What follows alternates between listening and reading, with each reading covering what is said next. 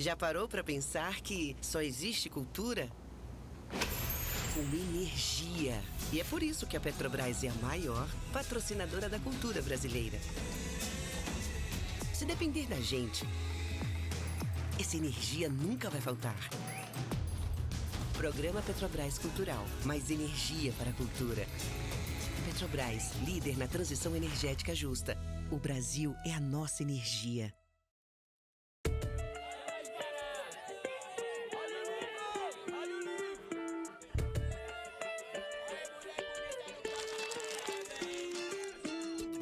Sejam todos e todas bem-vindos à Feira do Livro 2025. A Feira do Livro é uma realização da Associação 451, da Maré Produções Culturais e do Ministério da Cultura por meio da Lei Rouanet, incentivo a projetos culturais. Apresentador exclusivo Petrobras. Patrocínio Prefeitura de São Paulo e Motiva por meio do seu instituto na categoria Prata, Itaú Unibanco na categoria Bronze. Apoio Instituto Ibirapitanga, Pinheiro Neto Advogados e Enjoei. Parceria institucional Mercado Livre Arena Pacaembu, Museu do Futebol e Secretaria da Cultura, Economia e Indústria Criativas do Estado de São Paulo. Secretaria Municipal de Esportes e Lazer, Secretaria Municipal da Pessoa com Deficiência, Biblioteca Mário de Andrade e Livraria da Travessa. Apoio institucional Embaixada da França no Brasil, Instituto Camões, Instituto Cervantes, Canada Council for the Arts, Acción Cultural Espanhola, Ernesto Tsirunik Advocacia, ETAD, Vagalume, Ecoar, Quiro, Inside by Meliá São Paulo e Genópolis, Bubu Restaurante e Ovo. Parceria de mídia, TV Brasil, Rádio Nacional de São Paulo, Folha de São Paulo, UOL, JCDecO, Revista Piauí e Publish News. Acompanhe a cobertura completa da Feira do Livro 2025 no site da revista 451. Acesse www.451.com.br e também nas nossas redes sociais, @a Feira do Livro. Viva o livro brasileiro!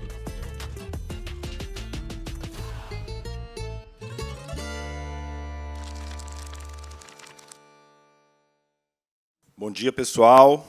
Vamos abrir os trabalhos aqui no auditório Armando Nogueira. Sejam bem-vindos e bem-vindas.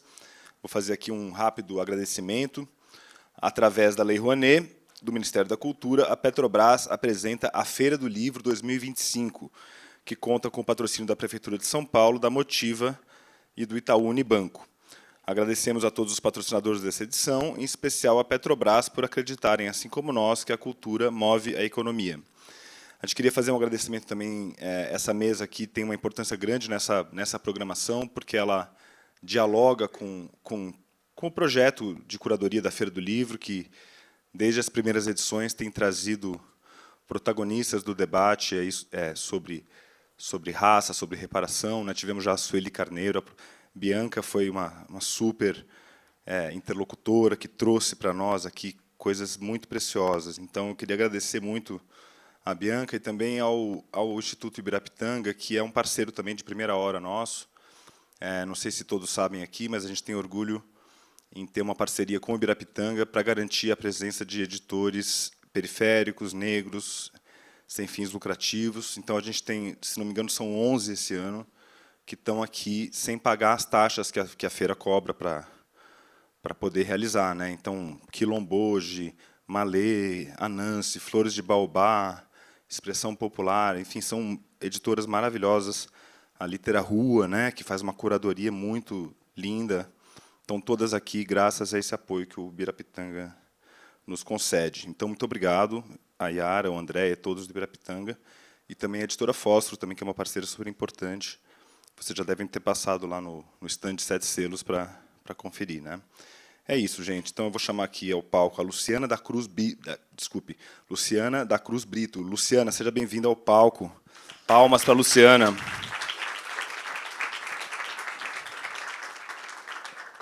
Tudo bem? Parabéns pelo livro. Então, teremos aqui a querida Bianca Santana, fazendo não é a mediação, nesse caso. Ela, como autora também. Palmas para a Bianca.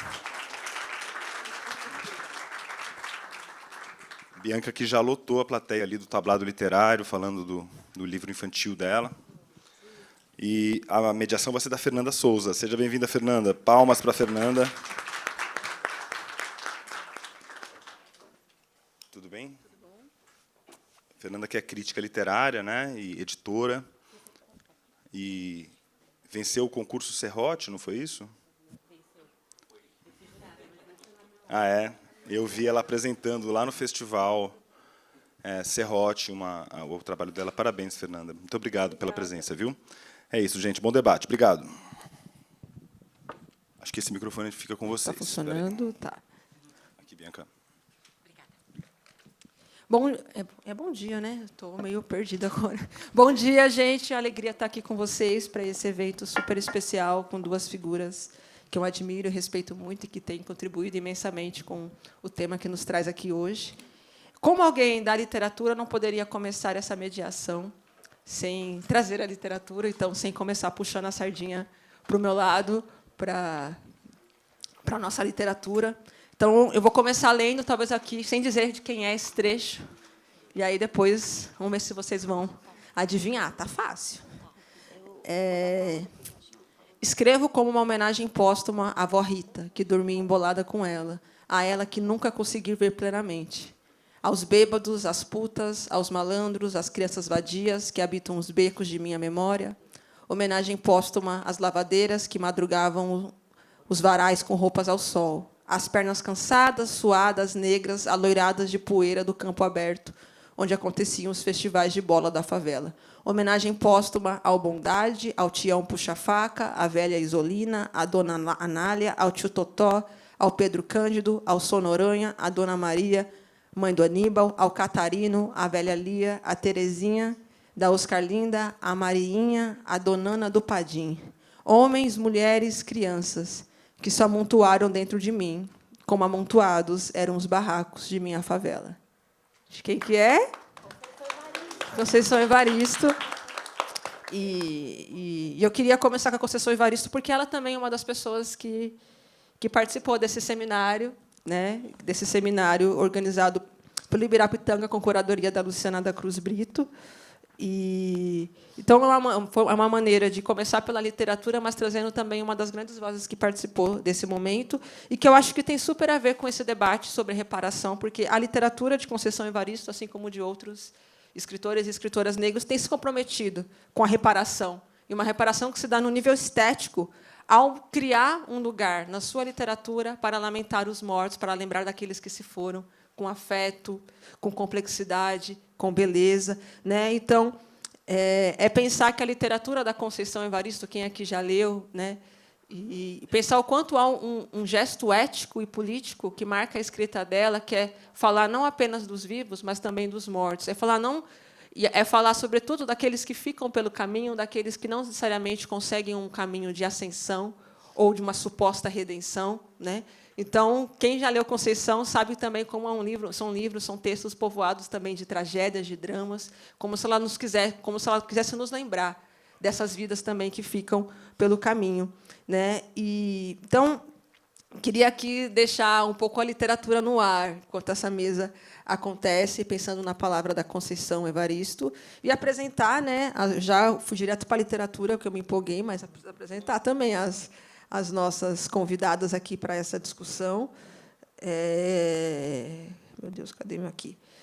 Então, a Luciana Brito, historiadora, pesquisadora, escritora e professora da Universidade Federal do Recôncavo da Bahia, é autora de Temores da África e ganhadora do prêmio do Thomas Skidmore, da Biblioteca Nacional. Também é autora de O Avesso da Raça, Escravidão, Racismo e Abolicionismo entre Brasil e Estados Unidos, além de diversos artigos em jornais e revistas. Em 2025, junto com o Instituto Ibirapitanga, publicou, né, pela editora Fósforo, agora já pode atualizar o verbo, pela editora Fósforo, o livro Memória, Reconhecimento, na verdade está Reparação, Memória e Reconhecimento.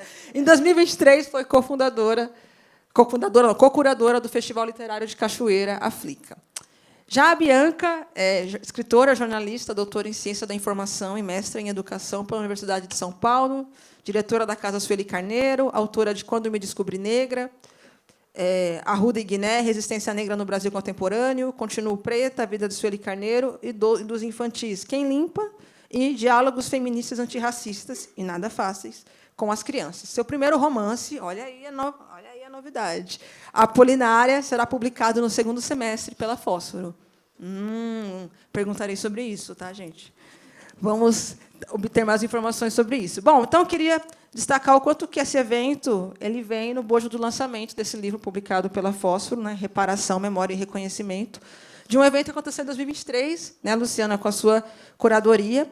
E aqui atrás tem nome de várias pessoas, né, que fizeram parte desse livro. Então, Alex de Jesus, Ana Maria Gonçalves, Antônio Bispo dos Santos, desse livro do seminário, né? Bianca Santana, Conceição Evaristo, Ebome Cici de Oxalá, Edson Lopes Cardoso, Fernanda Tomás, Fernando Baldraia, que está aqui, Galo de Luta, Juliana Borges, Justin Hansford, Lia Weiner, a Luciana, né? Mário Chagas, Mônica Cunha, Natália Oliveira, Nicole Hannah Jones, Saloma Salomão, Selma de Aldina, Tássia Mendonça, Valdecir Nascimento, Vilma Reis e Inaí Lopes dos Santos. Acho que vale a pena ler todos esses nomes para a gente pensar como a discussão sobre reparação só faz sentido se feita coletivamente, né? E pensar que esse livro não é um conjunto de artigos produzidos pelos autores após o evento. O livro é uma edição muito bem feita do que foi discutido naquele momento, né? Não é puramente uma, não é básica, não é simplesmente uma transcrição, né? Mas tem esse registro de algo que foi dito e construído na oralidade. E eu acho que isso é uma coisa legal de destacar em relação ao livro, porque não se trata de textos produzidos individualmente, cada um no seu escritório, no seu espaço, mas de algo que se deu num encontro, num diálogo. E eu acho que é muito interessante pensar em produções, em livros que desafiam um pouco essa forma tradicional, sobretudo quando a gente considera que tem várias pessoas que são acadêmicas, né, que poderiam, com muita facilidade, escrever um artigo, você reunir, fazer esse registro. E eu acho que isso fica como exemplo, né, de pensar que há eventos que valem a pena também pensar nessa forma do registro num livro e a partir do diálogo. Então, eu queria começar agora, já entrando propriamente no tema, né, no título do livro, que é a questão da reparação. E pensar a reparação implica, em certo sentido, lidar com a própria impossibilidade da reparação diante da violência da escravidão, de modo que nenhuma ação será efetivamente capaz de reparar tudo o que foi feito e continua sendo feito contra a população negra. E a própria Saidiya Hartman, que é uma das grandes historiadoras que discute essas questões, tem um artigo dela chamado O Tempo da Escravidão, que ela fala: o vencedor já venceu. Não há nada que possamos fazer que vá trazer os mortos de volta. Ao mesmo tempo, ciente dessa impossibilidade, a gente também é movido pela necessidade de fazer algo, né? Então, o que me parece é que o que sustenta a reparação é justamente o dilema ético que ela produz, que é lidar com a impossibilidade, mas que leva à ação. Então, eu queria que leva à ação que parte de um desejo de pôr fim, né, a essa violência ainda em curso. Então, a minha primeira pergunta é: como o debate em torno da reparação, especialmente em termos éticos, num contexto em que se busca, muitas vezes, saídas fáceis ou rápidas, ou um curso de letramento racial que você faz, pronto, agora sou antirracista, não preciso, a questão se resolveu, né? Num momento que existe uma certa banalização de algumas discussões, de alguns conceitos, como o debate em torno da reparação pode complexificar a nossa forma de encarar o combate ao racismo, né? O problema do racismo no nosso país? Quem gostaria de começar? Bom, gente, bom dia. Quando nós organizamos esse seminário, né, quando eu fui convidada pelo Instituto Ibirapitanga, eu me lembro que uma coisa que nós conversávamos muito é como esse seminário, que resulta nesse livro, poderia contribuir da melhor forma para o debate sobre reparação. E foram muitas conversas sobre isso, porque havia uma urgência em não ser um evento, não é? Mas algo que de fato gerasse um impacto, não é? E por isso o livro é importante, porque ele se torna um registro, né? Então havia uma preocupação muito grande também de como a gente tira melhor proveito da presença dessas pessoas, a começar também por quem poderia fazer da melhor forma um balanço da Conferência de Durban de 2001. E, nas reuniões que nós tivemos, logo nós percebemos que não era somente, aí chegando na pergunta de Fernanda, não era somente fazer uma avaliação do que foi discutido em 2001, porque as desigualdades continuaram e produziram novas formas de desigualdade. Então, quando a gente fala em reparação, seria muito bom que fosse assim, olha, aconteceu um evento histórico que foi a escravidão, que levou moderna, que levou quase 400 anos, mas que, no 13 de maio de 88, acabou, e agora a gente tem que lidar com o que restou disso, com o que isso produziu. E não foi somente. A questão é muito mais complexa, porque aí veio a República e novas tecnologias de produção de desigualdade foram acontecendo depois. Então, é quase que, literalmente, trocar o pneu com o carro andando.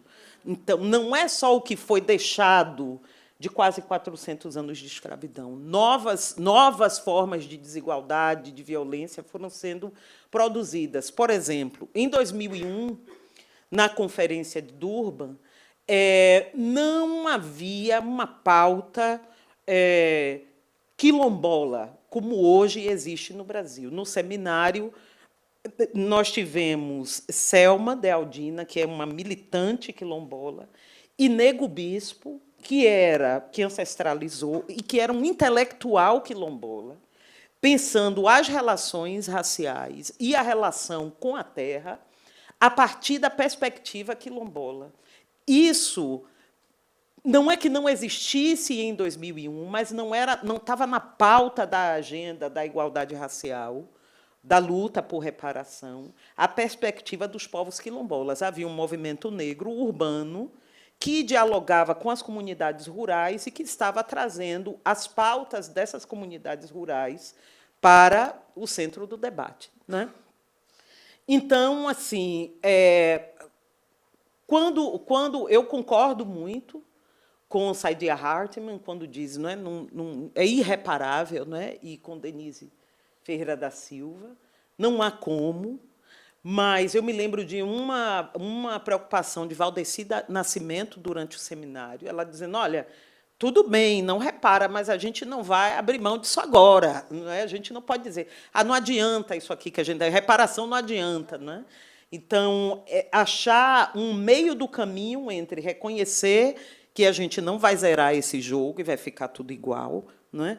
Mas lidar é muito complexo por isso, porque tem que lidar, e aí lidar é pensar medidas, né? E aí as políticas públicas, as políticas de organizações privadas também são muito importantes nesse sentido, em escutar os movimentos sociais no seguinte caminho, pensar como reparar aquilo que historicamente foi deixado, a partir dos quase 400 anos de escravidão, mas lidar também com o que é produzido cotidianamente em termos de desigualdade. Não é?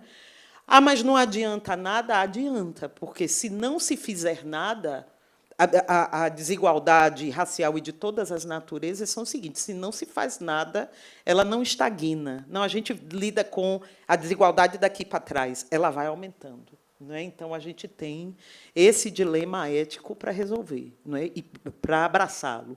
Não é? Se não se faz nada, só aumenta. Né?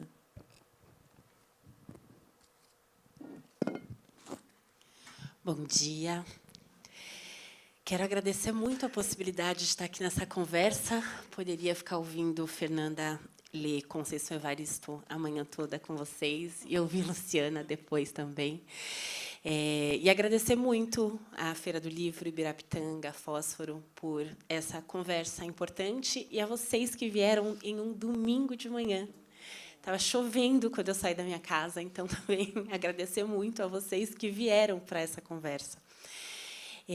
Além das pessoas que que a Fernanda citou, né, presentes no seminário, na programação, nas mesas, tinha um público muito interessante naquele seminário, né, Lu? Então, a participação, muita gente do Rio de Janeiro, que tem ali, né, uma demanda muito forte em relação à reparação, pensando principalmente ali no Cais do Valongo, né, na Pequena África, e a gente estava no Mucabe, então a gente estava territorializado num lugar em que reparação é uma demanda importante. Eu lembro da Elisa Larkin Nascimento na plateia, e eu citei Abdias em algum momento, um trecho que eu pensei que talvez fosse do quilombismo, e ela corrigiu da plateia que era do genocídio negro brasileiro. Então, tinha uma riqueza ali também naquelas trocas, né? O Tiago Rogério, não sei se ele estava na programação do seminário, não lembro, mas ele estava também participando. Foi um momento muito importante, e o registro, como disse a Lu, nesse livro é fundamental. Mas, além do registro, o livro me parece um convite muito importante para aprofundar o debate, como a gente está fazendo agora e como a gente espera que, de fato, aconteça. Porque a gente tem riscos, né, quando a gente fala em reparação. Um dos riscos, como trouxe a Fernanda na pergunta, é de, bom, então, como a gente faz para ficar tudo bem rápido, né? Então, sei lá, a gente faz um seminário, resolve, a gente cria aqui uma iniciativa e está tudo bem, que é um pouco o que a gente tem visto no Brasil. Então, 2020, temos que parar o país porque a gente descobriu que o racismo existe. Então, todo mundo bota aquela imagem preta no Instagram, todas as escolas privadas da Zona Oeste paulistana param tudo o que elas estão fazendo, porque o racismo é o tema fundamental, mas, 5 anos depois, tem outras urgências. Então, troca, né? Já foi feita a reparação. Não foi. E outro risco, além desse, né, do vamos resolver rápido, é esse que a Luciana trouxe, que no seminário a Valdeci apontou tão bem. Então, se é algo tão difícil e tão inalcançável, dá para a gente fazer outra coisa, já que não vai dar para reparar, então não é tão importante. Acho que esses são riscos extremos, com muitas outras possibilidades no caminho, que a gente precisa enfrentar. E eu gosto muito de uma frase da Jeanne-Marie Gagneban, uma autora que fala, né, muito sobre memória, mas não de uma perspectiva negra, mas ela fala que é muito importante a gente lembrar e contar em memória dos que já morreram, mas principalmente em atenção aos vivos.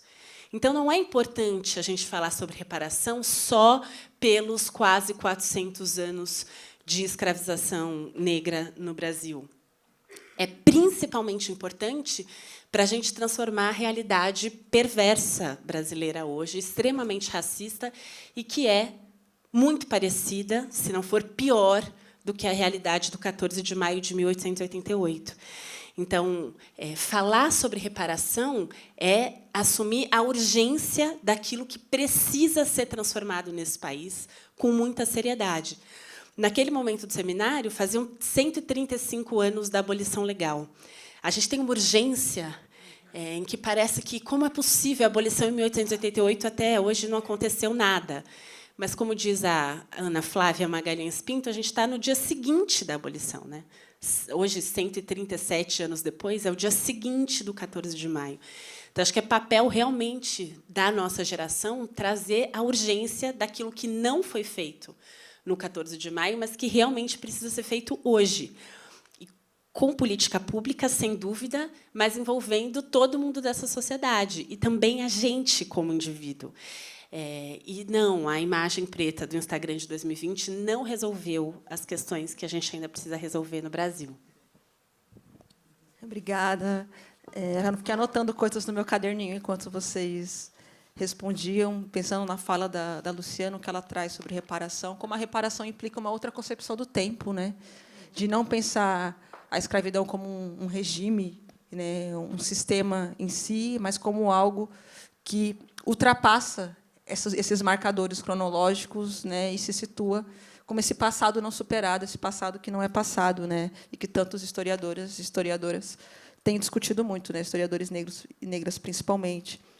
E pensando na resposta das duas, né, como dentro desse dilema ético, o que ele nos causa é justamente essa busca por fazer alguma coisa, né? E aí eu fiquei escutando vocês e pensando na palavra reparação, mas principalmente no verbo reparar, né? Que tem também uma carga ambígua, né? Que reparar também é quando a gente observa algo, né? Repare tal coisa, né? Ou repare, né? De reparar, de dar atenção. Então, eu acho que tem esse reparar do ponto de vista de algum modo, dar uma resposta, né? Ou várias respostas, ou buscar políticas em relação a toda uma violência, às desigualdades, mas acho que tem um gesto ético e até podemos pensar cotidiano, que é dar atenção. E esse dar atenção é oferecer a nossa escuta, é estar aqui de corpo presente, como vocês estão, para ouvir essa conversa. Então, quando eu penso em reparar, eu penso que o reparar também exige essa política, não só política, mas esse gesto de atenção e de cuidado. Quanto tempo estamos dispostos a devotar para essa luta? É ler um livro e achar que é suficiente, né? Quanto nós estamos devotados e dedicados a reparar, né? E a reparar no sentido da atenção e reparar no sentido também de fazer algo frente a essa violência. E aí eu queria já puxar o gancho para a próxima pergunta, que tem a ver com isso também, que tanto vocês duas, né, têm uma atuação em áreas diferentes, né, mas uma atuação muito comprometida com a disseminação e a produção de uma memória negra no Brasil, né? E, no caso da Luciana, também pensando afrodiaspórica, né, com o Frederic Douglass, um autor, por exemplo, que você escreveu um pós-fácil para a edição da Carambaia. A Bianca, por exemplo, escreveu a biografia da Sueli Carneiro, enquanto a Luciana está escrevendo um livro sobre uma figura fascinante na Revolta dos Malês, ainda pouco conhecida, que é a Sabina. E aí eu queria perguntar para a Bianca, né, e para a Luciana, mas direcionando cada um para o seu quadrado, que é um quadrado muito grande, né? E qual que é o lugar da escrita, no caso do jornalismo, na reparação para você? E agora você também cada vez mais se dedicando à literatura, né? Você acabou de lançar um livro para as infâncias chamado Quem Limpa, né? Você está escrevendo um romance, então qual é o lugar?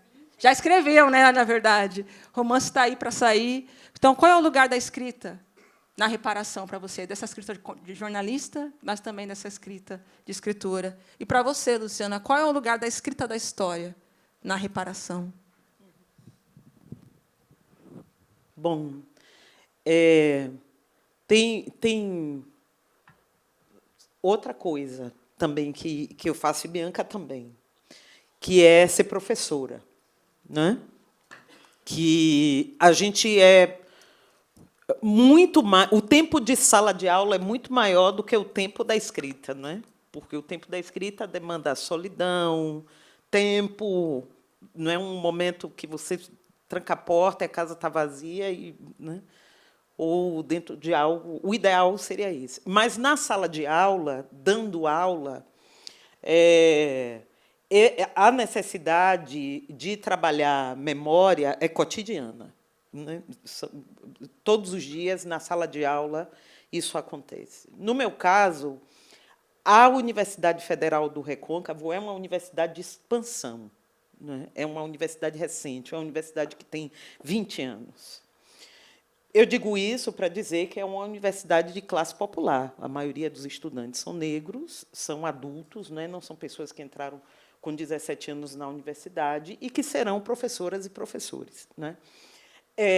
Então, como é demonstrado na escrita de Conceição Evaristo, a memória mais importante das pessoas, e aí elas têm uma crise, porque elas são ensinadas que aquilo não é importante, é sua memória comunitária familiar, né? Então, o desafio é essa memória comunitária familiar, ela se dá metodologia de ensino de história. Ela só ganha lugar de importância para as pessoas, estudantes de história, tá? Na sala de aula, se você associa o fenômeno histórico que está acontecendo no mundo, na sociedade, na cidade delas, com a memória mais íntima dessas pessoas, não é? No caso da escrita da história, e que está relacionado com a questão da sala de aula, é dar importância àquilo que não se é importante, né? Tem um filósofo que eu gosto muito, que é Ralph Trujillo, que tem um livro Silenciando o Passado, que aquilo, ele diz que aquilo que é poder, não é, é decidir o que vai ser importante e o que vai ser lembrado, não é? Então, nesse processo de escrita histórica, de uma história social mais recente, de historiadoras e historiadores engajadas com essas questões mais políticas, de reparação, de expansão de direitos, não é? Dar importância histórica àquilo que não é considerado importante, eu acho que é a melhor forma de fazer reparação, né? Por exemplo, você citou a minha pesquisa sobre Sabina. Sabina da Cruz. As pessoas perguntam se é minha parente, eu não sei. E aí tem muito a ver com o que a gente está falando de memória. Eu não sei, não tem nenhum lugar, né? De onde veio nossos nomes, além de ser do recôncavo da Bahia, o sobrenome da Cruz, né? Que é o nome de um engenho. Então, a história de Sabina entra para a história como a mulher que denunciou o levante dos malês, né? É uma traidora. E aí tem algo muito forte da feminilização da traição, não é? A traição é mulher, não é? Mas se a gente analisa do ponto de vista histórico, que durante muito tempo, o que eu quero dizer é o seguinte: o que é para uma mulher negra, africana, uma revolta? Com a possibilidade do que aconteceu com Sabina, o marido morrer na revolta. Ela não quer que isso aconteça. Ela não quer que ele participe. Então, não é uma pura cena de ciúmes a mulher ir lá e denunciar. Vai acontecer uma revolta, tire meu marido de lá. Que é basicamente o que ela faz. Então, é da complexidade colocar problema nas ações dessa mulher e de outras figuras que foram tendo posturas completamente diferentes, porque as pessoas divergiam daquilo que elas achavam do que era a melhor forma de viver numa sociedade escravista. Não é porque era todo mundo negro que pensava igual, todo mundo africano pensava igual, os homens, as mulheres, os libertos, os muçulmanos pensavam diferente. Então, trazer complexidade para essa realidade é um compromisso de reparação, não é? Não é só... Porque se a gente... que era uma grande preocupação que a gente teve com esse livro. Se a gente coloca... não, está aqui a história de Sabina e coloca numa prateleira, não é? Ou se eu escrevo numa linguagem que só meus pares na universidade vão entender o que está ali, também não cumpre muito o papel, não é? Então, dentro do meu ofício, não é? Tanto a sala de aula quanto essa produção da historiografia, e não sou, obviamente, eu sou, tem um grupo de historiadores e historiadoras, e com políticas de reparação, não é? Como a política de cotas, muito mais gente negra trazendo isso para o debate também, é uma forma de ter comprometimento com reparação, com redução de desigualdades, e de trazer mais complexidade para a experiência humana na história. Lu, quando você falou não é apenas deixar um livro ali na estante, eu acho que ter o livro na estante é tanta coisa. Sim. E aí eu lembro da Maria Nova, personagem do Becos da Memória, da Conceição Evaristo, que é essa menina que morava numa favela que ia ser desapropriada e que saía pela vizinhança ouvindo as histórias principalmente das pessoas velhas. E essa menina que gostava muito de escrever e que tinha o sonho de, talvez, um dia, escrever a história daquelas pessoas. E talvez todas nós sejamos um pouco Maria Nova, essa personagem narradora de Becos da Memória, que é também a Conceição Evaristo, mesmo ela dizendo que não, mas que sou eu, que é a Luciana, que é a Fernanda, que é a Carol, que é a Juliana, que é muita gente que está nessa sala hoje. Porque, por muito tempo, estes livros não estiveram nas estantes. E eu lembro, emocionada, da primeira vez que eu entrei no Iroim, no centro de Salvador, muito em diálogo com o André e Yara, naquele momento assim, de nascimento do Ibirapitanga. Eu estava começando a pesquisa para a escrita da biografia da Sueli Carneiro, que também só foi possível graças ao apoio do Ibirapitanga. Então, não é à toa que esses livros não existiam, né? Eu não tinha a menor condição de parar a minha vida para fazer pesquisa da vida da Sueli Carneiro se eu não tivesse apoio financeiro para isso, né? Então, não é que não existe porque as pessoas não têm esse desejo ou não têm essa vontade, é porque não tem condição material, muitas vezes, para que as coisas sejam realizadas. E aí, graças à bolsa, eu pude ir a Salvador fazer essa entrevista. E quando eu entro pela primeira vez numa sala comercial no centro de Salvador, repleta de livros, antes até de começar a conversar com o Edson, a hora que eu entro, eu pensei, então está aqui. Esses livros que eu busquei, essas histórias que eu busquei, e que a bibliotecária da minha escola na Zona Norte de São Paulo falava que não existia, que minha mãe dizia que não, esse livro não tem, a gente não vai achar em lugar nenhum, que eu perguntava para as professores e ninguém sabia que existia. Quando eu entrei naquela sala, eu sabia que estava ali, porque não só o Edson Cardoso colecionou aquilo que era publicado ao longo da vida dele, ele, além disso, produziu no Iroém um jornal, né, da imprensa negra, registro importante dessa memória negra dos anos 90 para cá, como ele também se dedicou a organizar aquilo que não estava publicado. Então, ele tem, por exemplo, encadernados os discursos do Abdias. E, então, a sensação de que as coisas estavam ali e a emoção de saber que existe, a gente só precisa conhecer e disseminar, foi algo muito emocionante. Então, existir o livro, né, eu insisto, é uma parte muito importante. Que bom que esse livro existe, que os demais existem também. Quando a gente pensa no jornalismo, é muito tentador dizer que a imprensa brasileira não deu atenção às temáticas da comunidade negra. Só que a gente diz isso se a gente pensar nessa imprensa chamada hegemônica, ou grande imprensa, ou os grandes veículos de comunicação, que, de fato, parece que começaram a admitir que existe racismo no Brasil e olhar não só para a sua estrutura, como para as pautas, a partir de 2020. Mas o Brasil, do século XIX até a metade do século XX, teve uma imprensa negra importantíssima.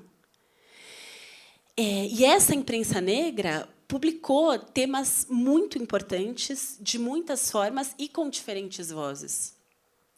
Eu gosto muito de saber da existência da Eunice Cunha, uma mulher que nasceu e viveu em São Paulo, que foi secretária de redação de um jornal chamado Clarim da Alvorada, e que tinha uma coluna na década de 1920, no Clarim da Alvorada, em que ela tratava das questões das mulheres negras na década de 20. Que ela escrevia, por exemplo, sobre o trabalho doméstico e a urgência de direitos trabalhistas para as empregadas domésticas, na década de 1920, quando a PEC das domésticas aconteceu em 2013, como todo mundo aqui sabe. A existência da Eunice Cunha, do Clarim da Alvorada, é fundamental. E a gente conhecer essa produção jornalística também é muito importante. Porque o que parece é que a gente tem só ausência. Isso não é verdade. Então, a gente tem muito onde buscar, né, e onde se inspirar, pensando no jornalismo. Fora a imprensa negra que a gente tem hoje, né? Então, a gente tem Alma Preta, a gente tem Correio Nagô, a gente tem veículos de imprensa negra hoje no Brasil, além desses que a gente pode buscar do passado. Mas a literatura me parece tratar, né, das nossas questões sem perder aquilo que é a magia da literatura há muito tempo. Então, todo mundo aqui, felizmente, hoje conhece o romance Úrsula, da Maria Firmina dos Reis. Mas eu lembro de uma conversa com a Rita, sei lá, em 2015, 2016, não tenho certeza, em que as grandes editoras, por exemplo, elas não tinham acesso ao original. E eu lembro de mandar um PDF para a Rita, porque circulava entre pessoas negras que se interessavam por literatura negra. E hoje a gente tem um monte de edições diferentes do romance Úrsula, né? Essa republicação de uma autoria negra, de um romance do século XIX, publicado quase 40 anos antes da abolição, de temática abolicionista.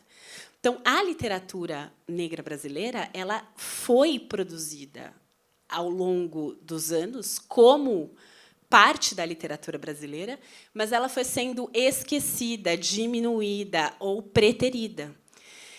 Quando a gente olha a importância do quilomboje, e aí, né, o Paulo citou no início que os cadernos negros estão aqui na feira, então eu sugiro que vocês saiam daqui e vão em busca dos cadernos negros.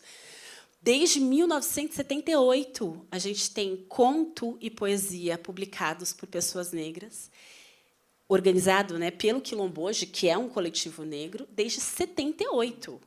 E que lançaram autoras e autores importantes como Conceição Evaristo. A primeira vez que Conceição Evaristo publicou foi nos Cadernos Negros. A Conceição escreve Becos da Memória, esse romance, em 1980. Ela publica esse romance pela primeira vez em 2006. Ele fica guardado. Por quê? Porque não tinha espaço para ele ser publicado no Brasil naquele momento. E ela publica Ponciá Vicêncio, em 2003. Quem publica é a editora Masa, também uma editora negra, fundada por uma mulher negra em Belo Horizonte, na década de 1970. E, a partir da publicação do Ponciá Vicêncio, é que ela tira o Becos da Memória da gaveta e publica também Becos da Memória. A gente vê hoje Conceição Evaristo celebrada como uma das principais autoras de literatura brasileira, é algo enorme. Essa coisa das listas não é muito boa, mas, às vezes, a gente fica muito feliz com elas, né? Então, essa lista recente, produzida pela Folha, dos 25 melhores livros brasileiros do século XXI, em que foram ouvidas 100 pessoas diferentes que trabalham com livros, de algum modo, quando a gente tem, no primeiro lugar, o livro mais importante deste século, Um Defeito de Cor, de Ana Maria Gonçalves, depois Itamar Vieira Júnior, Torto Arado, depois Jefferson Tenório, O Avesso da Pele, pulam alguns, e a gente tem Conceição Evaristo 2 vezes, com Olhos d'Água, Contos, e o romance Ponciá Vicêncio, tem algo muito importante acontecendo, que é o cânone sendo reconhecido na diversidade que é a literatura brasileira. Então, não era a lista dos melhores livros negros, ou da melhor literatura negra, ou da melhor literatura nordestina, ou feminina, ou o que quer que seja, mas a literatura brasileira sendo reconhecida na sua diversidade. Porque lá tinha muita autoria branca, feminina e masculina também. Eu escrevi um artigo analisando a lista, e eu usei o Racismo e Sexismo da Cultura Brasileira, da Lélia Gonzalez. Ela começa esse texto com um prólogo maravilhoso. Imagina, 1984, faz 41 anos, a Lélia Gonzalez chega na ANPOX, a Associação Nacional de Pós-Graduação em Ciências Sociais, aquele lugar que era totalmente branco e muito arrogante. Ela chega na ANPOX e apresenta um texto que ela começa com uma historinha. E é assim, como é que a gente fica? E nessa historinha tinha um bando de branco lançando um livro sobre a criolada, nos termos da Lélia Gonzalez, e não tinha lugar na mesa para os pretos sentarem. E ela fala, se eles percebessem que era só apertar um pouquinho, que ia caber todo mundo na mesma mesa. Mas os brancos sentaram na frente e os pretos bem atrás deles. Até que uma neguinha atrevida vai na plateia, faz uma pergunta e acaba com a festa. E ela fala, a culpa de tudo é de quem? Óbvio que da neguinha atrevida. A culpa daquela confusão é dela. E me parece que agora, não que a gente tenha uma transformação, algo garantido, não é isso, mas é como se a gente tivesse um sinal de que talvez a gente esteja numa mesa em que os lugares estejam mais compartilhados, que a gente também tem autoras e autores negros nesta mesa, graças às neguinha atrevida como Lélia Gonzalez, Sueli Carneiro, Conceição Evaristo. Obrigada. Olha, quando eu estou numa mesa assim, com 2 pessoas tão maravilhosas, e a conversa está rolando tão bem, eu gostaria de poder só monopolizar a conversa e falar, gente, não teremos perguntas, mas teremos perguntas, tem ali a pessoa responsável por entregar o papelzinho para vocês fazerem a pergunta à mão, e eu aqui farei esse exercício difícil de dividir esse espaço da pergunta com vocês. Então, fiquem à vontade para fazer também as perguntas. E, pensando nas respostas, fiquei feliz de ver que vocês conforme vocês vêm refletindo, vocês estão trazendo a Maria Nova, estão trazendo a Conceição Evaristo, então sinto que eu acertei trazendo esse trecho. E aí, quando a Lu fala da memória comunitária familiar, e eu vejo esse início de Becos da Memória, esses vários nomes, eu fico lembrando dos nomes da minha família. Tio Trajano, tio Tomé, tia Filinha, vó Carmen, vó Arcília. Como esses nomes, eles são, vez ou outra, circulam na memória. Assim, pessoas cujo rosto eu nunca vi, porque não há fotografia delas, mas existe, de fato, essa memória comunitária, familiar, e o quanto que incorporar essa memória como parte, né, do processo de ensino da história é, de fato, fundamental. Eu sinto que essa é um evento que a Maria Nova está aqui também, né? Eu tenho uma relação muito apegada com os personagens, mesmo sabendo que é ficção. Para mim, é quase como se fosse uma pessoa, diante de tanto que esses autores e autoras conseguem investi-los de vida, né? Uma coisa que eu fiquei pensando, com base na resposta da Bianca, é o efeito reparador que a literatura pode ter e que a leitura pode ter. Né? Houve uma polêmica muito grande ano passado, quando foi anunciada a lista só de autoras mulheres, né, dos vestibulares.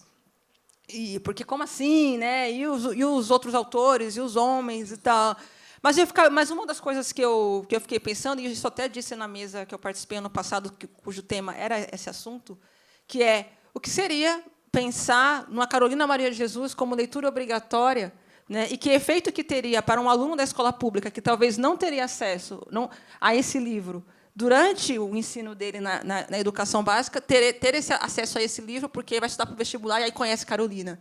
Né? O quanto a literatura pode ter esse efeito reparador no sentido de se abrir um outro mundo, né, uma outra perspectiva para essas figuras, né, para esses estudantes, para essas pessoas. Então, acho que, quando a gente pensa numa lista só de autoras mulheres, né, eu fico imaginando como a polêmica seria ainda maior se fosse uma lista só de autores negros, né? Mas como existe uma dimensão reparadora quando a gente pensa também nesse processo, né? E a outra coisa, como a nossa fala também é capaz de produzir ausência. Então, quando nós dizemos não, queimaram todos os papéis da escravidão, né? Essa fake news que ainda que a vida inteira vocês vão ter que desmentir, né? Ou dizer, eu lembro quando eu estava na militância na USP, né? Não há negros na USP. Há negros na USP. Naquela época, havia muitos negros, e ainda há, limpando, como porteiros, vigilantes. Então, o quanto que certas enunciações, certas declarações que a gente faz é também capaz de produzir ausências na medida em que a gente não reconhece as pessoas que estão em posições invisibilizadas. Né? Enfim. Então, estou aqui pensando com vocês. Eu tinha uma pergunta. Fernanda, antes de você fazer a pergunta, claro. Posso quebrar o protocolo? Claro. É que depois eu não vou ter espaço de fazer uma ação de reparação. Diga, fica à vontade. Eu tive uma discussão com o Fernando Baldraia na publicação do Continuo Preta, a biografia da Sueli, que foi editada por ele e pelo Ricardo Tepperman, os dois aqui, que me herdaram da Rita, que era a primeira editora desse livro. E essas 3 pessoas estão aqui. E eu publiquei um capítulo no livro com a pesquisa de documentos da família Carneiro, né, da família da Sueli. O pai dela nasceu na região de Ubá, em Minas Gerais, e os avós também tinham nascido ali, mas a bisavó nasceu em Grão-Mogol, no norte de Minas, em 1852. E veio com o pai dela, né, a bisavó Maria Gaivota, veio com o pai Manuel Gaivota, muito possivelmente vendidos de uma região de mineração para uma região do café, no sul de Minas, quando mudou o ciclo econômico e depois da proibição do tráfico transatlântico. E, imagina, eu não sou historiadora, sou jornalista, a gente é horrível, né? E aí eu fiquei empolgadíssima por ter feito uma pesquisa, encontrado documentos, e eu estava fazendo doutorado na ciência da informação, e aí eu escrevi um capítulo da minha tese que era Nossos documentos existem, estão esperando por nós, né? Então vamos todo mundo fazer pesquisa de genealogia familiar, que a gente vai achar tudo. Sim. E aí Fernando Baldraia, historiador sério, né? Bianca, não é bem isso, não é bem assim. É isso que você está falando, óbvio, né? Não teve queima de, né? Assim, queime tudo em 1889, como disse o Rui Barbosa. Isso também não é verdade. Mas que estão aí todos os documentos esperando também não é verdade, né? Então, o Fernando Baldassarre estava corretíssimo. Desculpa, uma ação de reparação. Mas ainda assim a gente precisa buscar os documentos, sem dúvida, mas não é nenhuma coisa e nem outra exatamente. Obrigada, desculpa, Fernanda. Imagina. Sempre o Fernando, né? Eu, no espírito, enfim, vocês já, nas respostas que vocês estão me dando, vocês já vão antecipando o que eu estou pensando na próxima pergunta, né? Então, não sei se vazou aqui o meu roteiro, mas a gente tem acompanhado nos últimos anos um processo bem massivo, né, de publicação de obras de autores negros, seja aqui autores daqui, seja autores de fora, né? Esse é um evento que tem vários editores aqui, né, e editoras. E para além da publicação de autores contemporâneos, né, que estão vivos, a gente tem tido reedições de livros esgotados há muito tempo, publicação de manuscritos inéditos, ou reunião de ensaios, artigos que nunca foram publicados no livro, quando essas pessoas estavam vivas, né? Produzidos numa época que a gente pode entender que havia um bloqueio editorial, uma espécie de bloqueio editorial ao pensamento, à arte, à memória negra, né? São pessoas que, em vida, não conseguiram publicar, ou se conseguiram edições muito diminutas, uma tiragem bem pequena, né? Livros que se esgotaram. E o que nos traz aqui é um livro, né? É também um livro, dentro desse processo de mudança nos últimos anos, né? Mas considerando que o mercado editorial não deixa de ser uma indústria, né, que tem como horizonte o lucro, mas também pensando que ele aglomera pessoas, como esse evento aqui, eu queria perguntar para vocês, e ouvindo vocês me deu vontade de acrescentar uma pergunta que não está aqui. Como o acesso a essa bibliografia, que não é nova, embora possa parecer, eu já conheci pessoas que achavam que os livros da Lélia Gonzalez são de agora, como se ela tivesse produzido agora, e não na década de 80. Né? Porque você vai ver lá a referência bibliográfica, vai estar lá 2020, 2021. Pode ter um efeito enganoso para uma juventude que está tendo acesso a essa bibliografia agora, de achar que essas autoras... Né? E aí a importância dos aparatos, né, dos textos que apresentam, o pós-fácil, um prefácio, mas a gente tem esse efeito um tanto, não sei se é perigoso, né, mas complicado, desses autores parecerem que são de agora, embora seja muito atual tudo o que eles escreveram. Então, primeiro é pensar como que eu acesso a essa bibliografia, que não é nova, né, embora possa parecer, se só uma luta por reparação, mas a outra coisa que me ocorreu é que livro, né, ou que livros você, dentro dessa ótica da reparação, dessa memória negra, vocês gostariam de ver? Que livros vocês ainda imaginam serem publicados? Né? E aí não estou dizendo livros escritos por vocês, necessariamente, né? Mas o que vocês ainda gostariam de ver? Que histórias vocês ainda acham que estão aí para serem contadas e sair em forma de livro? Né? O que falta? O que podemos olhar com mais atenção? Que histórias? O que a gente está perdendo também? Porque a gente sabe também que o universo editorial ainda é muito restrito, quando a gente pensa nas grandes editoras, se concentra no Rio de Janeiro e em São Paulo, então, para um Brasil que é imenso. Então, eu queria também provocar esse exercício de imaginação. Assim. O que vocês gostariam de ver e que vocês ainda não estão vendo, mas como que vocês veem o que já está aí, né? Essa publicação, essa bibliografia desses autores da década de 70, 80 e até antes, que estão chegando para nós.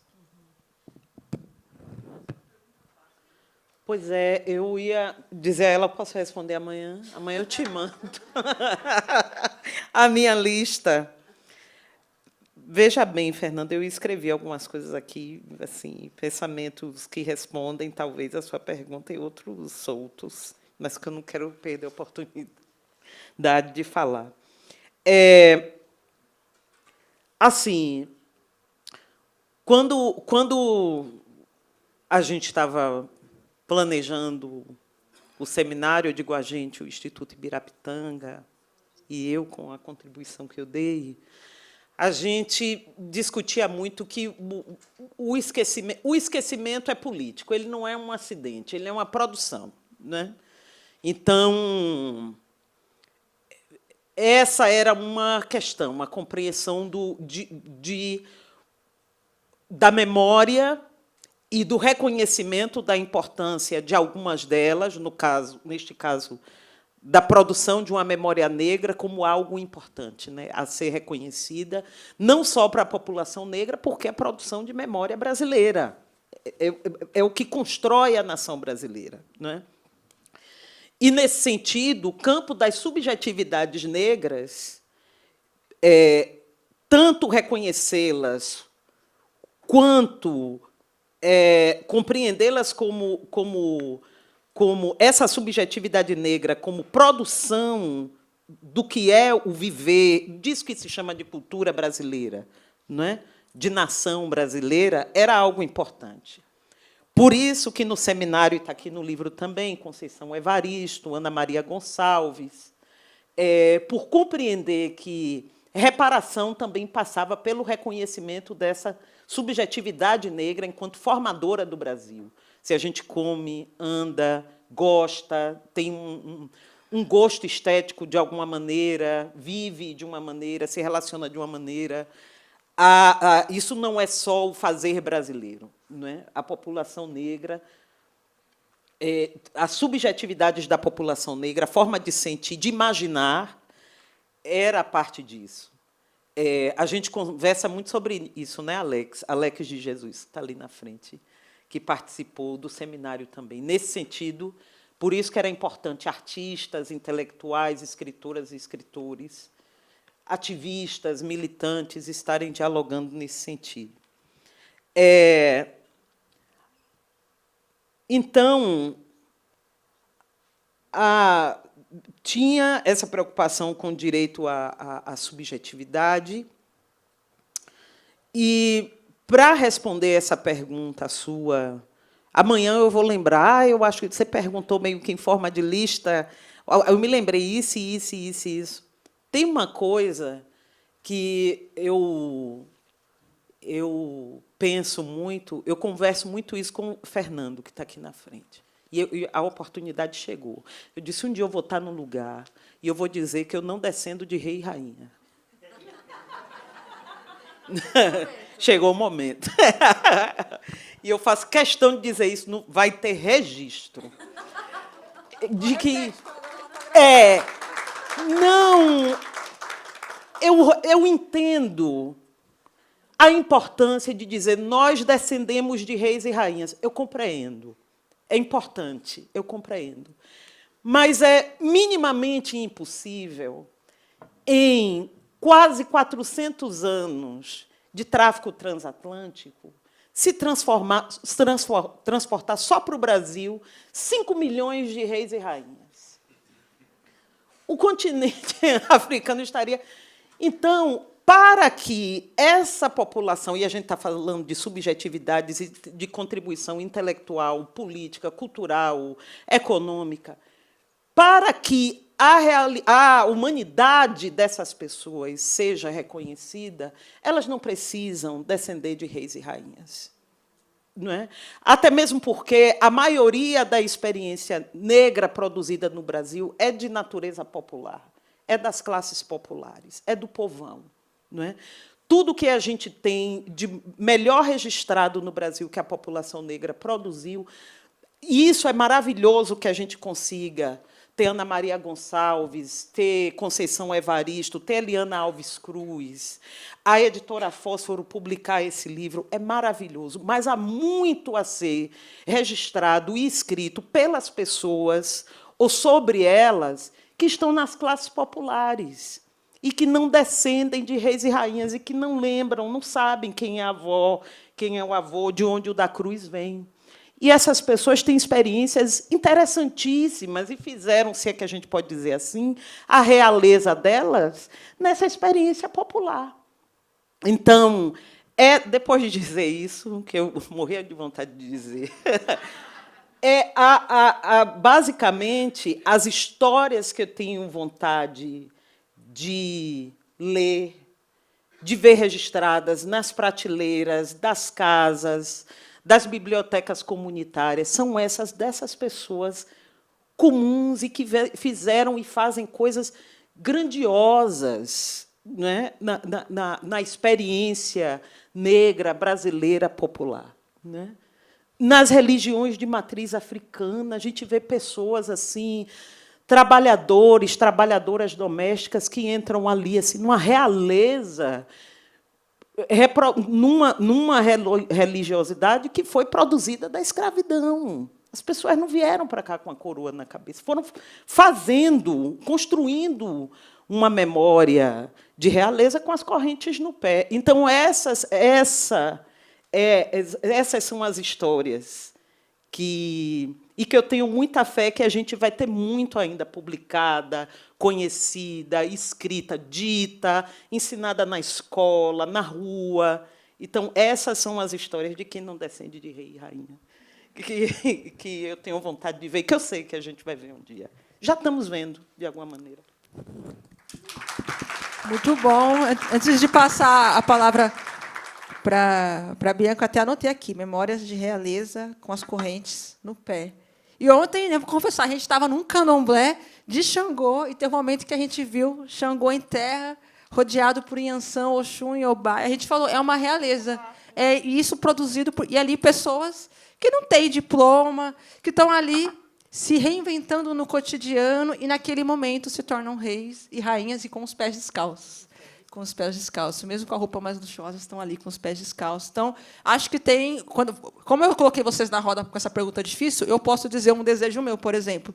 Mais livros que tragam esse pensamento, essa vivência de terreiro, contada por pessoas de terreiro. Essas memórias, esses tantos mais velhos que ainda estão aí, né, e que tem muita história para contar. Então, esse é um desejo meu, por exemplo, de ver mais histórias das pessoas de terreiro, de ver esse pensamento de terreiro produzido por essas pessoas também, ganhando a possibilidade de registro num livro. Eu acho que isso é fundamental.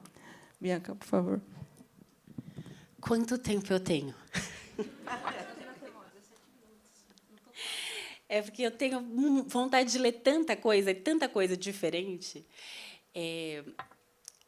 Eu tenho cada vez mais a sensação de que a minha principal contribuição com a literatura não é escrevendo, é estimulando as pessoas a escrever, muito na linha do que trouxe a Luciana. Assim, tem muita coisa que eu jamais vou ser capaz de imaginar, tem muita coisa que eu não tenho a menor condição de criar, mas tem muita gente fantástica escrevendo muita coisa, ou que está escondido, ou que eu não tenho segurança para escrever e publicar. Então, eu acho que essa é a melhor contribuição que eu posso dar, estimular as pessoas a escrever. E aí eu tenho vontade de ler muitas coisas. Essas histórias do cotidiano, as histórias do terreiro, mas eu também tenho vontade de ler histórias fantásticas assim, do nosso cotidiano. Então, a gente tem alguma literatura que conta para a gente de Palmares. Mas a Serra da Barriga ela é muito grande e ela é maior do que a gente vê ali no Parque Palmares de Alagoas, né? E aí eu tenho uma fixação de ficar olhando o mapa ali do Nordeste e onde está a Serra da Barriga, e todo mundo que eu conheço, eu acho que aqui de São Paulo, pessoas negras, muita gente vem de lugares que são ali do pé da Serra da Barriga. E aí, mesmo que a gente não descenda todo mundo de reis e rainhas, eu conheço muita gente que descende de Palmares, eu tenho certeza disso. Mas só vai dar para produzir isso na ficção. Então, a Maria lê as ficções dos descendentes dos palmarinos tocando terror em todos os lugares, entendeu? Então, essa gente toda tocando terror como descendente de Palmares, eu quero muito ler essa história, porque Palmares não foi destruído, né? A gente está aqui. Mas ler isso na literatura é uma coisa que eu tenho muita vontade. E aí eu estou aqui, né, com a minha editora Juliana Rodrigues, a minha editora Rita Matar, que estão publicando um romance. E aí eu falo para vocês que a minha principal contribuição não é o que eu escrevo, né? Mas isso não significa que eu não acho que tem alguma relevância no que eu escrevo. E eu publiquei. Eu terminei, na verdade, agora o trabalho é da editora, esse romance chamado Apolinária, que é o nome da minha avó, que foi empregada doméstica e que nasceu na região do Rio São Francisco, na Bahia, que não é na Serra da Barriga, mas eu sempre dou uma forçadinha e acho que assim dá para chegar pelo Rio. Essa escrita, eu tenho duas vozes em primeira pessoa, de uma Bianca, que não sou eu, e de uma Apolinária, que não é a minha avó, mas que são duas mulheres falando de si e da sua família, mas mulheres de tempos diferentes, de realidade diferente, de cor de pele diferente. E histórias do cotidiano, que não tem mesmo realeza, né? e tem um emprego doméstico, a minha avó tinha um orgulho enorme de dizer que, quando ela veio para São Paulo, em 1951, ela limpava as janelas do Martinelli.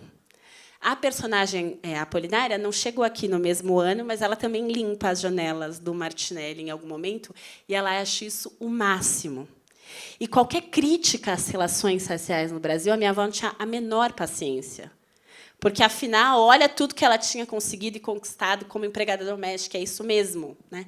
Então, é uma voz que destoa da nossa, mas é uma voz que a gente precisa conhecer, porque ela não é uma voz subalterna, mas ela também não é uma voz ativista.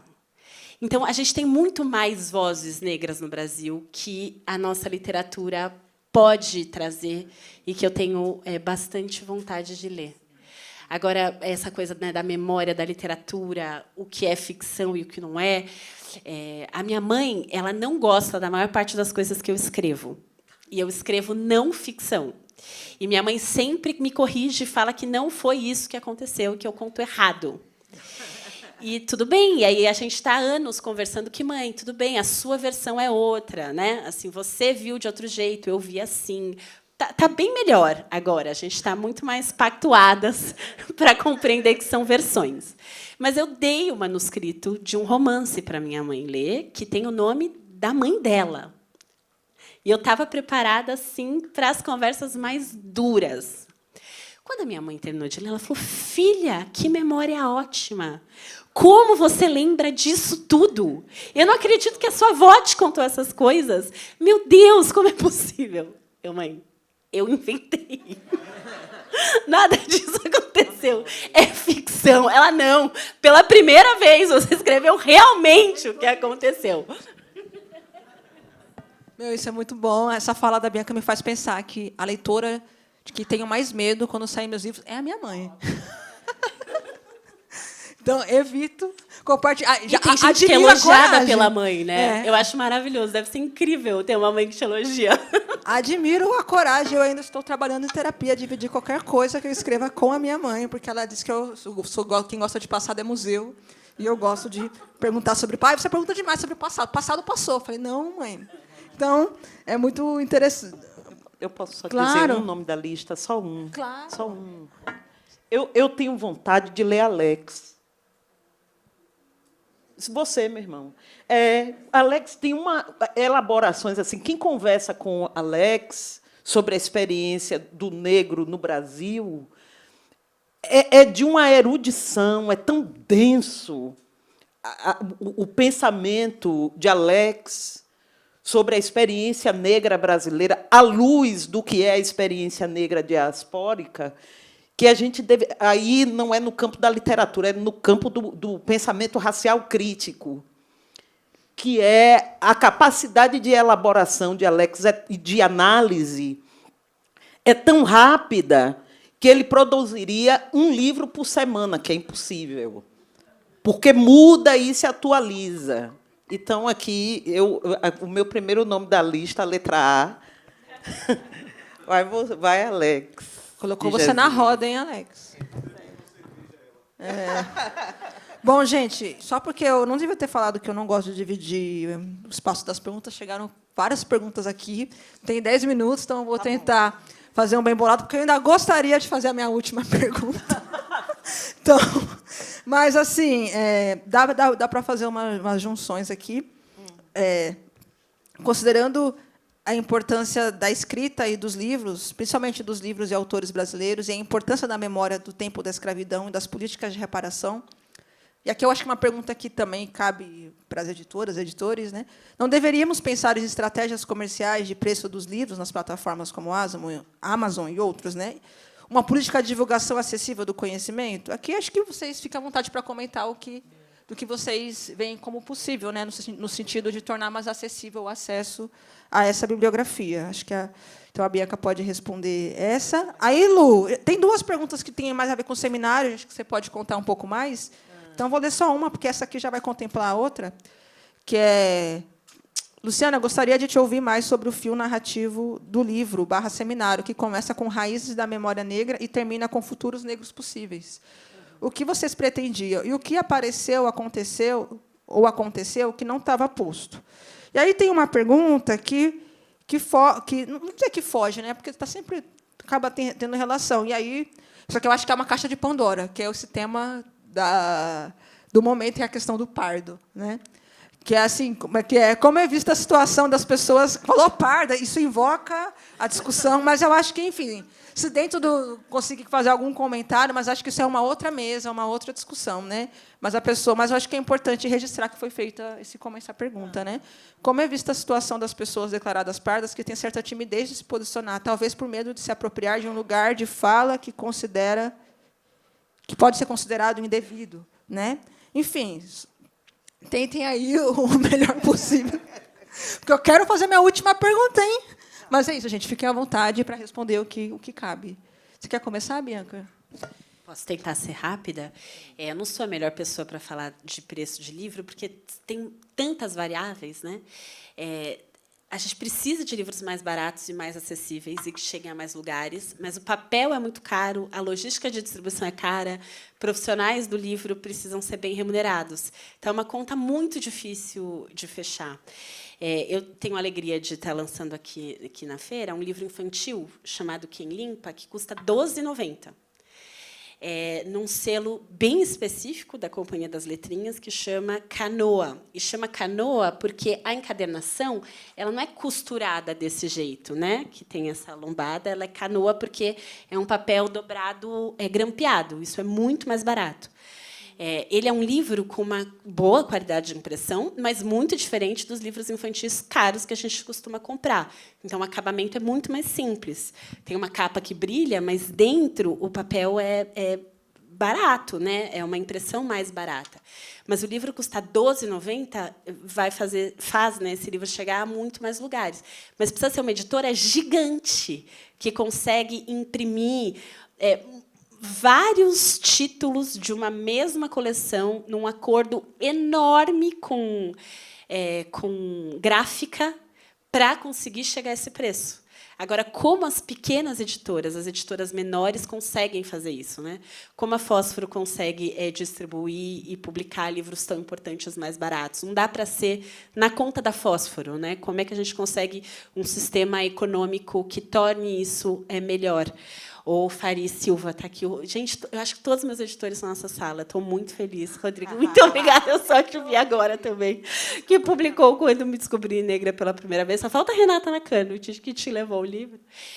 Mas eu publiquei o outro infantil, Diálogos Feministas, com o Rodrigo. Ele é um livro mais caro, ele não custa R$ 12,90. Porque é isso, porque o papel é caro, porque imprimir é caro, distribuir é caro. E a gente já teve política de incentivo ao livro leitura mais bem estruturada no Brasil. As compras públicas elas estão meio caóticas, pelo que eu estou entendendo, né? Tanto o Programa Nacional do Livro da Leitura, né, do governo federal, quanto os programas municipais. Esse livro infantil, eu recebi a bela notícia de que ele tinha sido comprado pela Prefeitura de São Paulo, que legal, vai ser distribuído nas escolas. Sei lá quanto faz, desde que foi lançado. Isso nunca aconteceu. Então, você tem ali um processo de aprovação, né, até de divulgação do resultado dos livros que vão ser comprados e distribuídos, mas de uma política pública que não se efetiva. Então, em qualquer lugar do mundo, você precisa de política pública para que o livro seja barato e circule. Isso não vai acontecer no mercado, nas regras do mercado. Então, a gente precisa de política pública, né? Agora, a questão do pardo, e desculpa quem fez a pergunta, porque a nossa reação foi horrível, porque sempre é horrível. Por quê? Porque é difícil falar da questão do pardo. Então, a gente não pode falar daquilo que está mais bem elaborado, né? É um pouco essa reação que dá no corpo. Não porque não seja uma pergunta relevante, não porque não seja um tema importante, mas porque a gente precisa de elaboração.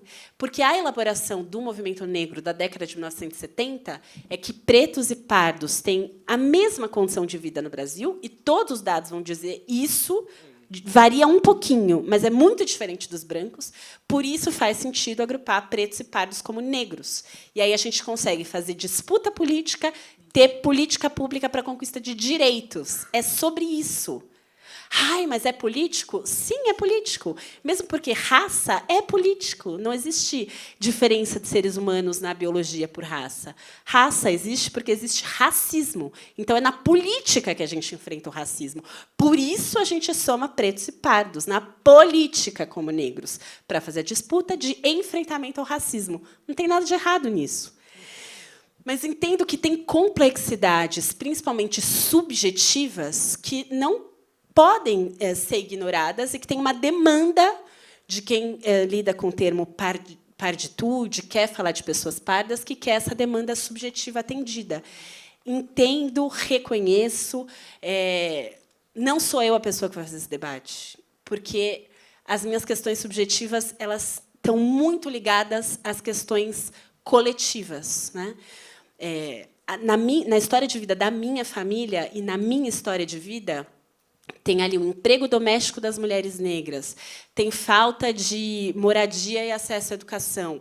Eu tive um pai vítima de violência na minha infância, e ele era um homem pardo, que foi assassinado ou se matou, eu nunca vou saber, mas que morreu numa morte violenta quando eu tinha 11 anos de idade.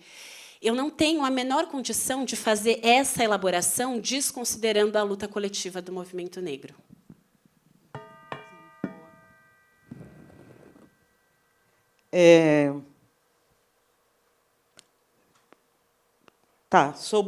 Respondendo rápido, sobre o seminário, eu não vou pedir desculpa, porque eu não vou responder essa pergunta com a complexidade que foi pensar o seminário, né?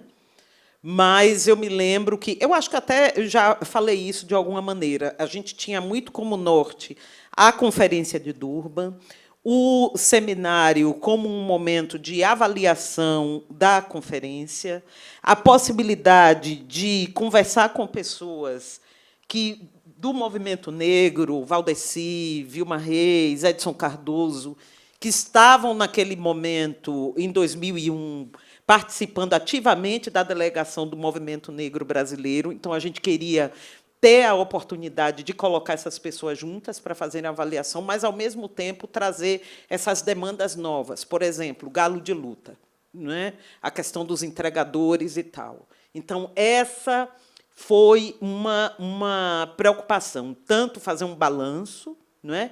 E também aniversário 20 anos da Lei 10.639, de ensino de História da África e afro-brasileira nas escolas.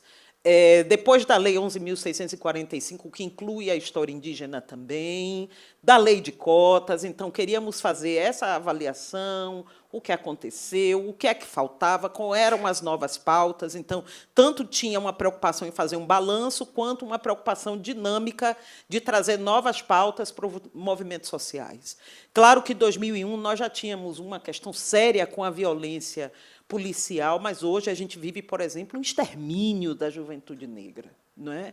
Tanto do lado da esquerda quanto da direita. Eu falo isso tranquilamente porque eu moro em Salvador, no estado da Bahia. A gente tem um governo de esquerda há mais de 20 anos. Então, para um lado e para o outro, a gente não encontrou solução e não encontra no horizonte solução para a questão do genocídio da juventude negra. Então, essa, basicamente, era a maior preocupação do seminário. Sobre a questão do pardo e tal, Bianca tem toda a razão, eu revirei os olhos, foi uma coisa horrível. Às vezes eu não falo, mas eu penso, é uma coisa horrorosa. Aí a cara... Então, não é porque é uma... Ai, pergunta... Né, nada a ver, não é isso. É porque, como Bianca falou, o movimento negro brasileiro resolveu isso na década de 70. Recomendo, tem lá o artigo de Sueli Carneiro, Negros de Pele Clara. Né? As famílias negras, a gente não é tudo igualzinho, tem diversas cores. É importante dizer. E a gente conhece muito bem essas dinâmicas de... Você tem uma irmã bem mais escura que você, e uma outra irmã mais clara, e um irmão, aí entra o gênero, não é? E a gente vê como, mesmo todo mundo dentro da mesma família, ao mesmo tempo que está todo mundo na mesma situação, vai todo mundo para a mesma escola, todo mundo é vizinho, mas, ao mesmo tempo, como o racismo ele vai ali criando clivagens em cada um, não é? Mas tudo que todo mundo está vivendo é racismo. né? Então, eu poderia trazer algumas experiências assim. Na minha própria vida pessoal, a gente não anda com diploma na testa o tempo inteiro. A experiência de loja, ser seguido, enfim, aeroporto, e tudo isso faz parte da experiência negra. Mas o que eu acho muito, nos atentemos para o perigo dessa confusão. Eu acho que algo que eu gostaria de dizer é isso. Sabemos, a gente vive num país de diversas características, nem todo branco é nórdico, é caucasiano, sabemos disso bem. É possível uma pessoa ser socialmente branca e ter um pai negro ou uma mãe. Isso aí, desde que o Brasil é Brasil, isso acontece. Mas muito cuidado com a confusão, muito cuidado. Em época que se frauda a cota, em época que as políticas de ação afirmativa estão caindo nos Estados Unidos, não é? Esse debate que atribui às pautas do movimento negro um nome chamado identitarismo é quase um xingamento para esvaziar a importância do debate do movimento negro brasileiro. Então, acho que Bianca já fez a melhor fala sobre isso, mas a gente olhar com muito cuidado sobre... Justo agora está tudo tão nebuloso, assim, sabe, impreciso. Não é? É isso. Bom, obrigada.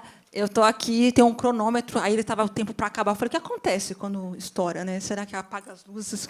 Mas continuamos aqui, mas eu sei que eu preciso encerrar, né, essa mesa. Então, uma parte de mim meio assim, por que eu deixei a pergunta que eu mais queria fazer para o final? Mas, enfim, faz parte. Não vou fazer, não, gente. Precisa realmente encerrar, mas eu vou transformar a pergunta numa fala final, que eu queria voltar à Conceição Evaristo, porque a Conceição Evaristo, em várias entrevistas, ela diz que a escrita para ela é uma espécie de vingança, né? Que ela se sente vingando a mãe, vingando a avó, vingando as tias, né? Revertendo, por meio da obra, situações de submissão e violência. E a Conceição fala isso sem titubear, sem nenhuma autocensura, sem nenhuma questão, que ela tem esse desejo de vingança, que não está descomprometido de uma luta por justiça, né? E eu lembro que a minha mãe, recentemente, ela leu o Curtiço, ela ficou revoltada com o final de Bertolezzi, e ela me mandou um áudio e falou assim, não tem uma obra que o patrão tomou uma surra, que a patroa tomou uma surra, apanha, não é possível. Aí eu fiquei tentando pensar, falei, que obra que tem, né, que acontece isso? Então, eu acho que a gente ficou aqui falando muito dessa dimensão da reparação, a partir em termos éticos, políticos, sociais, mas acho que dentro dessa discussão tem muito espaço para a gente pensar, e aí em outras mesas, em outros eventos, e também nas conversas de corredor, nesses afetos, entre aspas, negativos que também estruturam a luta, né? O desejo de vingança, o ressentimento, a raiva, como eles também são motor para essa luta, para essa busca por reparação. E eu mesma, às vezes, eu tenho esse desejo, eu me sinto vingando, em algumas situações eu me sinto vingando, aquela coisa assim de dar um gostinho, um sabor, né? Mesmo sabendo que estruturalmente as coisas se mantêm. Então, acho que tem esse horizonte também, essa parte da conversa que não deu para a gente entrar, mas pensar também que dentro da reparação tem muita e as pessoas que estão empenhadas nessa luta, né? Tem essa dimensão também desses afetos que nos movem. Não é apenas uma coisa politicamente, entre aspas, não usar politicamente correto, porque esse termo tem sido a nosso desfavor, mas essa coisa, tanto às vezes, moralista, né? Tem o desejo de vingança. O rap traz muito isso, né? Quem escuta Racionais. Enfim, agradecer a presença de todo mundo que esteve aqui hoje. Fernanda, né? se você fala mais, o tempo aumenta. Então, por isso que eu estou vendo aqui. Vai dar 5 minutos a mais, vou encerrar. Então, agradecer a presença de todos aqui, de todas as pessoas aqui, agradecer a Luciana, a Bianca, e deixar uma dica, né, com relação à pergunta sobre livros. Eu recentemente fui na biblioteca do Sesc 14 Bis, que fica ali na 9 de julho, e ali está com vários livros para empréstimo desses autores negros, dessas obras mais contemporâneas. Então, assim, o Sesc, acho que tem várias bibliotecas que já têm esses livros para empréstimo. Sei que a gente quer ter o livro para riscar, mas eu acho que é pensar também nas bibliotecas, em vários espaços que a gente pode acessar para conseguir ler essas obras e tal. E dizer que a reparação é um trabalho infinito, não tem fim. Né? Então, o que a gente fez hoje aqui é só parte de uma luta que segue, que demanda que a gente repare as coisas, né? E escute. Obrigada, gente.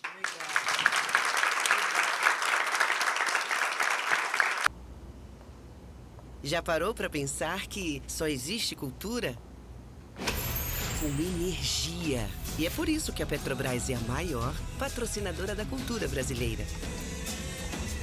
Se depender da gente, essa energia nunca vai faltar. Programa Petrobras Cultural. Mais energia para a cultura. Petrobras, líder na transição energética justa. O Brasil é a nossa energia. São Paulo é arte, cultura e criatividade, com mais de 200 espaços culturais da Prefeitura de São Paulo em todas as regiões da cidade. E grandes eventos, como a Virada Cultural, que em 2025 reuniu cerca de 5 milhões de pessoas. Neste ano, a Secretaria de Cultura e Economia Criativa já promoveu mais de 5.000 atrações gratuitas e 319 milhões de reais foram anunciados em editais de fomento. Isso é São Paulo, cidade de todas as artes. O brasileiro não sabe ser pequeno. É da nossa natureza mover a vida como gigantes. Por isso a CCR, maior empresa de infraestrutura e mobilidade do Brasil, está movendo a sua marca para um novo momento. A CCR agora é Motiva. Mais do que estradas, trilhos e aeroportos movendo o Brasil. Uma marca que já nasce gigante, como você. Motiva. Você nos move.